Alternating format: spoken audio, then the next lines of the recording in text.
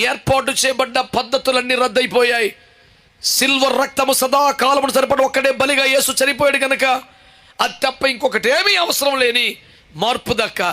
ఏం క్రమాలు మార్చేస్తావు నీవు? ఏ పద్ధతులు మార్చేస్తావు?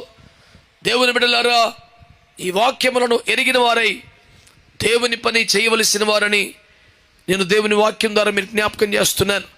పాత నిబంధనలో గ్రంథములో పరిచయం చేయబడ్డ విషయములన్నీ కూడా యేసు క్రీస్తు ప్రభుల వారి శరీర సంబంధమైన ఆయన అవతారమును దాల్చి భూమి మీదకి వచ్చిన కాలములో నెరవేర్చబడవలసిన సంగతులుగా ప్రస్తావించబడ్డాయి.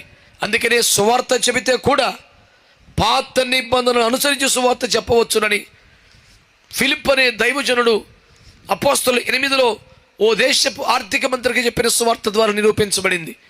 అప్పుడు ఫిలిప్ యెషయా 53 అనుసరించి అతనికి సువార్త చెప్పినట్లుగా వాక్యములో వ్రాయబడి ఉంది.